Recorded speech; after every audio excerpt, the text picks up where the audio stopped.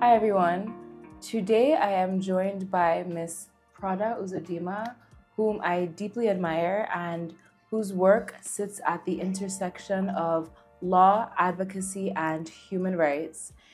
She is the co-founder of the Ability Life Initiative, which is dedicated to advancing inclusion, access, and legal protection for persons with disabilities in Nigeria. Prada, I'm so glad to have you here with us. I'm just going to ask a few questions so that you can enlighten our viewers about the work that you do. Disability inclusion is so underrepresented, I feel, in Nigeria, and you've done an amazing job at bridging that gap. I've known you for a few years, and we connected professionally a few years ago when you were hosting an event at the FCT School for Blind Children. Yeah. And I was just so drawn to the work that you were doing there in that space, and it was very inspiring because that was when I was like in the first phase of my documentary project, and just seeing you champion this cause that is so, there's not enough investment, nationally or even locally. So I knew that you're one to know, and you've been consistent ever since. So I want to ask, what inspired you to start the Ability Life Initiative? Well, firstly, thank you, Amy, for having me, and it's lovely to be here. I love to sit and chat because I feel like more people need to be involved in bridging the gap for people with disabilities, which at the end of the day is TALI's motto, bridging the gap for people with disabilities. So I think in terms of the inspiration to start the Ability Life Initiative, it was just seeing the gap, having the opportunity, my sister and I, which is Prada Uzodinma, that is the other co-founder of the Ames Life Initiative. We were opportune, I would say, to school out of Nigeria.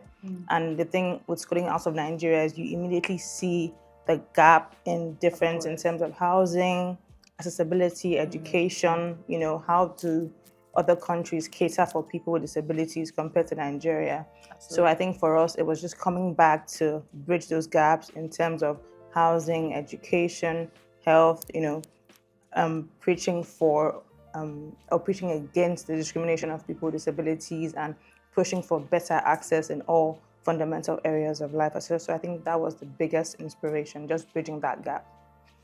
That's amazing. And I think you and I have a lot of similarities here. Something that you said which really resonated with me is schooling abroad. We see so much development, so much advancement that it becomes normal. There's a normalcy about living in developed countries where that gap is already bridged, right? They thought about it, decades ago. Persons with disabilities are included in education and healthcare. They are able to actually live normal lives. Actually, compared to what People you see here. Nigeria. So I'm sure when you moved back and when I moved back, like it was very jarring because the gap is just so glaringly obvious. And I am very inspired by all the work that you've done thus far to be in that space. And to humanize them and to give them more opportunities and to allow them to feel seen and heard. So the next question I want to ask is on the topic of gaps. Which gap did you notice maybe first in Nigeria's support for persons with disabilities, and how is the Ability Life Initiative filling that gap or those gaps? I think for me, I would say education. Aside being a disability rights advocate, I'm also an education advocate, which is I advance and advocate for, good, sound, quality education all around. So in terms of disability, I like to advocate for good, better, inclusive education for people with disabilities.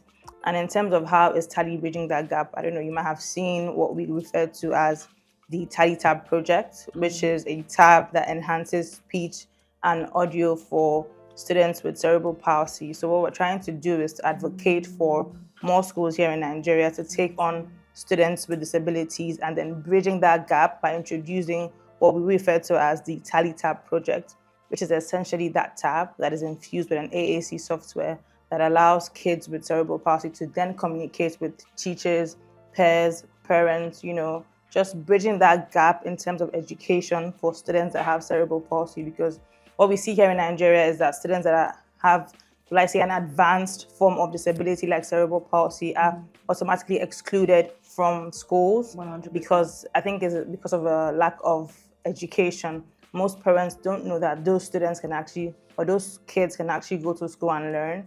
So I think what TALI does is sensitizes the schools, the parents, the society, and then provides that solution, which is a TALI type project to bridge that education gap for students with cerebral palsy. One of the conversations that I've been having recently and extensively throughout the course of making my documentary, The Forgotten Citizens, which is just really an expose about persons with disabilities in Nigeria and how underrepresented and underserved they are in society, is education. Yeah. One, from the foundational level, and that's just like a societal mentality, right? So one of the reasons we uncovered for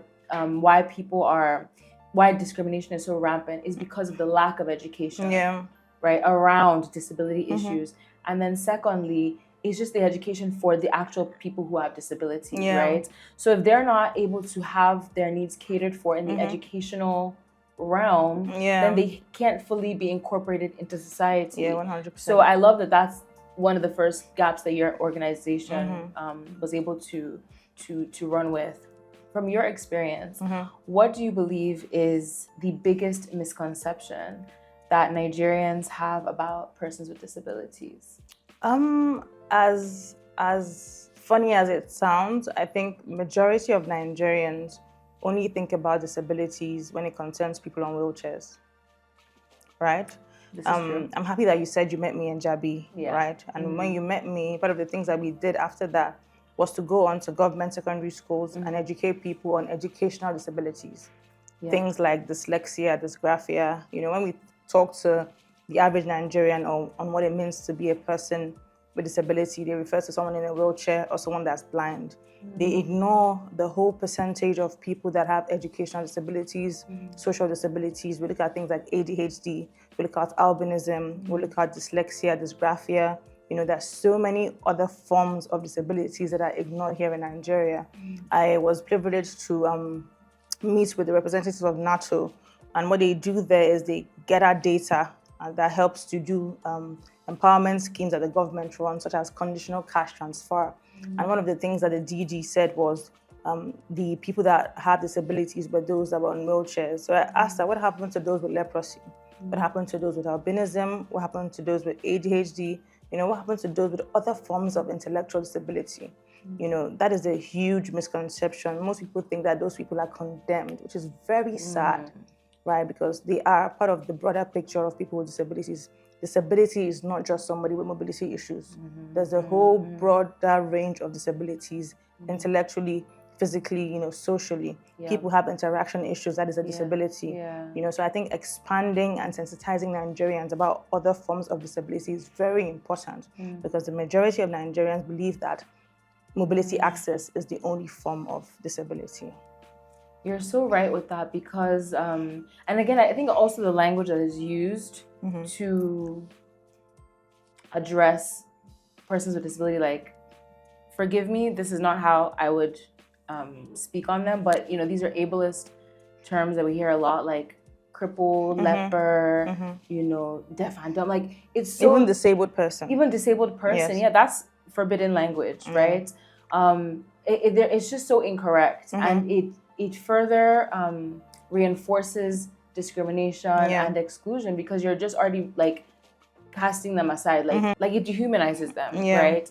And so a person, you made a point that people who have maybe intellectual disabilities, hearing impairment, vision impairment, it's almost like it's a done deal, it's incurable. So there's no point to even mention them because it can't be solved, which is that's very untrue. That is a huge myth, which I believe that more people will come to be aware of in the, you know, over time. So now, knowing, with your understanding of these issues, right, fundamentally, and with the work that you've been doing in this space, can you share one story or a moment that reminded you of why this work is important, or just gave you a sense of fulfillment? I think as a student we met at government secondary school in Kuje. Her name is Endurance. The reason why she stood out for me was because she was the fastest to grab or understand how to use the TALI Tab project. Amazing. So, it's really hard to describe to someone or to explain to someone the amount of impact that the TALI Tab project has. But endurance is a physical embodiment of the impact of the tab, because we see that she goes from not being able to communicate at all to now saying, I'm trying to wash my clothes. I don't understand what my teacher is saying. She says, I want to be a lawyer when I grow up. So those are thoughts, ideas that were trapped in her head but couldn't come out, because to us it sounds like nonverbal communication. Right. But to her, she's trying her best to communicate and she can't. So endurance embodies physically what the TALI Tab project represents. That is, I can now, as a person with cerebral palsy, talk to my peers, talk to my students, talk to teachers, to tell them that this is what I feel, these are my emotions. So it now brings out that whole, or it gets rid of the whole mentality of being a student with cerebral palsy, she is condemned. It now shows people the possibility, of investing in a coping mechanism, and bringing that out through that TALI Tab project. So I think when I saw the amount of progress that endurance had, come through, because we had to go back and forth with the consultant. It wasn't a one-time thing. It was constant learning, constant investing in those students. So when I saw that, I was moved, because this is what I'm trying to explain to people, but now you can see it physically for yourself, that this student with cerebral palsy can now communicate to you how she feels, what her emotions are, and what her future aspirations will be, or what they are. So I think that for me was really emotional, because endurance today has showed, even with the Ministry of Women Affairs, when we had a meeting with them, the possibility of investing in TALI Tab project and the possibility of what changing that mindset about students can do for us here in Nigeria. I think that's so beautiful. Even just hearing you speak, I hear such conviction and passion in your words. Like, you're so clear on your mission, and that's very admirable. And I hope that anyone watching this is really able to tap into this anointing, but more so be able to join the conversation and assist, with the groups or organizations like the Ability Life Initiative, who are really doing the work. And one thing I always say is that anybody can be a person with disability at any time. That's just the truth.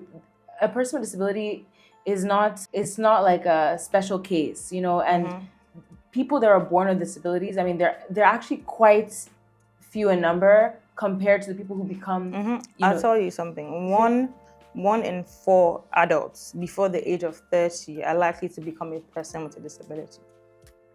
You've heard it.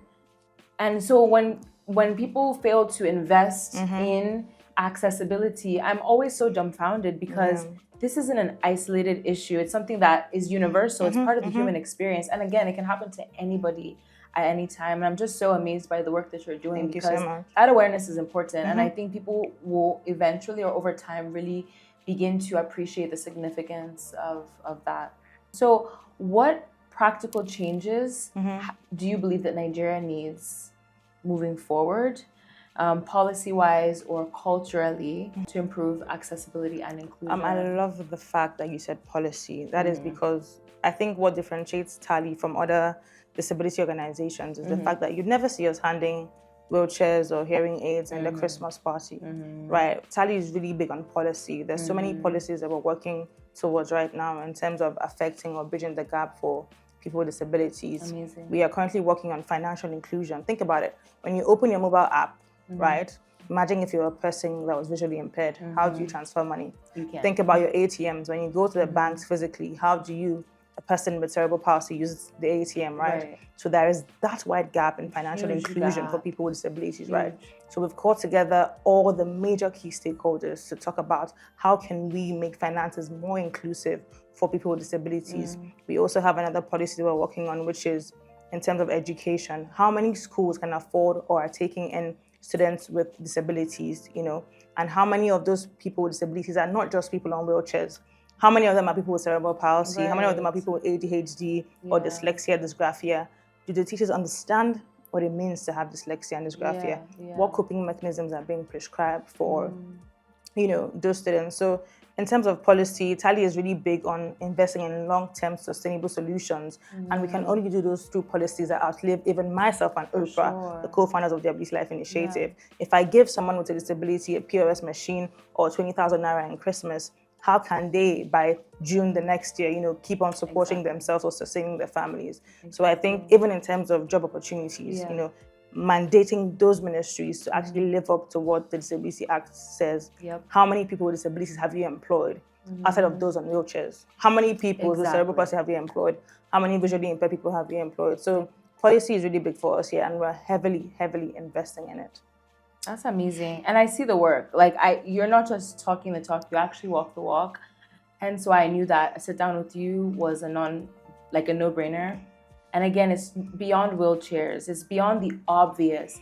So what we do see culturally is the obvious disabilities. Disabilities. And then say, okay, let's just get 100 wheelchairs or 20 wheelchairs and we've solved the problem. But that's really, there's such a wide gap. And hopefully, again, over time, organizations like yours, partnerships that you'll form, policy that will be driven and implemented will be able to solve those more nuanced issues with disability.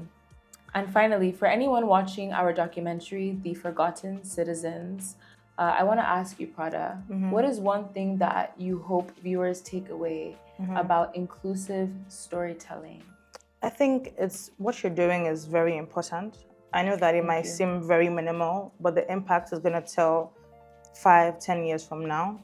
Because what we need in Nigeria, aside the policies and aside the implementation, is a total shift in mindset, right? And you show that by showing someone with a disability living an everyday life, right? So people like TALI can come on board and say, okay, this is how they can better live those lives, right? So people in Nigeria need to understand that people with disabilities are also human beings having emotions, they're not outcasts at all, right? They were just born with a disability that I'm pretty sure there are various coping mechanisms for. So Nigerians need that information. They need the visuals, right? Because with the visuals, you connect instantly and emotionally to what it means to be in the shoes of a person with a disability. So telling the stories is amazing because it helps people recognize that, guess what? I can be a person with a disability tomorrow. Because not all of the people that you tell their stories were born with disabilities. Absolutely not. Some had accidents, right? Absolutely. Illnesses that led to developing those disabilities. So keep telling your stories because we need that. It makes the works for people like TALI a lot easier when people have the understanding that people with disabilities or that I can be a person with a disability tomorrow, right? I don't have to be born with one, but I can develop one going up. And when I do, what are the, obstacles for me? What are the coping mechanisms for me? How can I go about my health, my housing, and my access as a person with a newly developed disability? So well done on what you're doing. It's amazing. TALI would always be there to support, but we need more people like you telling those stories. We need that human connection, and we need that change in mentality completely. Thank you so much for your kind words and your support. It really means a lot. It's a thankless job, I always say, especially just as a filmmaker and doing impact work. People struggle to connect with reality. We like to use entertainment as an escape mechanism. So people don't want to focus on real life issues. It's a mirror. It also shows the disconnect between how they're showing up and how they're treating people and what is actually happening. So it's something that, not everybody is going to get on board, but at the end of the day, it's a conversation starter. And so as a filmmaker, my sole job and mission is just to generate conversations and spark curiosity and understanding and create that window into a new world that people are not really looking into. And in your work, you're doing the practical, heavy duty work. I mean, you're going to quite literally the trenches. We're doing the same work, just on opposite sides of the coin. And there's an amazing opportunity for us to definitely collaborate in the future. But I hope that viewers take away that you can really start with what you have. You can start from anywhere. I don't think that Prada and I knew 10 years ago that we would be disability advocates, but here we are because we see issues and we don't resist that urge or that impulse or that conviction to take action and to do something about it. Thank you so much, Prada, Thank you so much for having me, Amy. Thank you for your work. More oil to your engine. Thank you so much. I can only pray that the Ability Life Initiative soars and really makes a difference. Amen. Thank you so much. Nationally and even globally for persons with disabilities. Thank you so much. Thank you. Thank you.